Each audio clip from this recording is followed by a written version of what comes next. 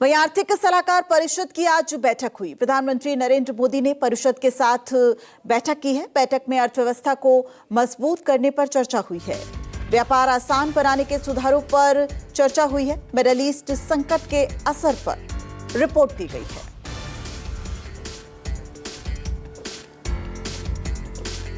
तो वैश्विक संकट के बीच भारत की नई आर्थिक रणनीति, प्रधानमंत्री मोदी और ईएसी की अहम बैठक हुई है। ईज ऑफ डूइंग बिजनेस पर फोकस इस बैठक का उद्देश्य रहा।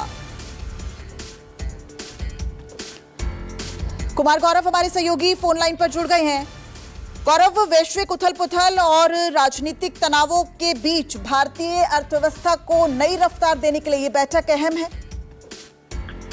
देखिए, बिल्कुल प्रधानमंत्री की इकोनॉमिक अफेयर्स काउंसिल के आज के साथ बैठक हुई है। आर्थिक सलाहकार परिषद प्रधानमंत्री का पूरा एक टीम है और अर्थव्यवस्था को लेकर प्रधानमंत्री अक्सर इसी टीम के साथ बैठक करते हैं और आज जब ग्लोबल टर्मोइल एक तरह से है, वैश्विक उथल पुथल है, खासकर अर्थव्यवस्था के लिहाज से अगर आप देखें तो वैसी स्थिति में आज प्रधानमंत्री ने अपने सलाहकार पीएम आर्थिक सलाहकार परिषद के साथ बैठक की है और उसमें मुख्य तौर पे ईज ऑफ लिविंग और ईज ऑफ डूइंग बिजनेस को बेहतर बनाने के लिए अलग अलग जो तरीके हैं उस पर चर्चा की गई है। इसके अलावा जो वेस्ट एशिया जो कन्फ्लिक्ट है उससे भारत पे क्या असर हो रहा है और वैश्विक अर्थव्यवस्था पे उसका क्या असर है, इन तमाम मुद्दों पर चर्चा हुई है। जैसा कि आप जानते हैं कि लगातार भारत सरकार प्रयास कर रही है, क्योंकि ईरान, इजराइल और अमेरिका के बीच में जो विवाद चल रहा है उससे तेल हॉर्मुज जलडमरू मध्य बंद है और तेल गैस को लेकर काफी किल्लतों का सामना है। हालांकि भारत में अभी स्थिति ठीक है, सरकार के पास अच्छी खासी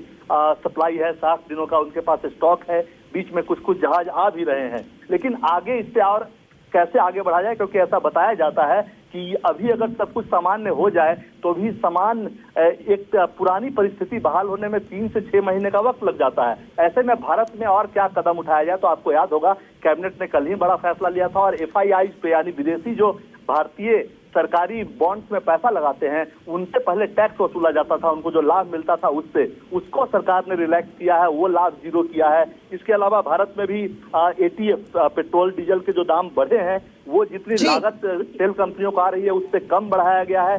साथ ही कई बार एक्सपोर्ट ड्यूटी में जो वैट ड्यूटी होती है उसमें कटौती की गई है। तो कुल मिलाकर जो कदम अभी तक उठाए गए हैं वो कितना काफी है भारत की अर्थव्यवस्था को मेंटेन रखने के लिए, या इसमें आगे और कदम क्या उठाए जा सकते हैं, उस पर प्रधानमंत्री ने चर्चा की है। जी बहुत शुक्रिया गौरव इस पूरी जानकारी के लिए। तो वर्तमान वैश्विक चुनौतियों का डटकर सामना करने के लिए बैठक बहुत अहम मानी जा रही है।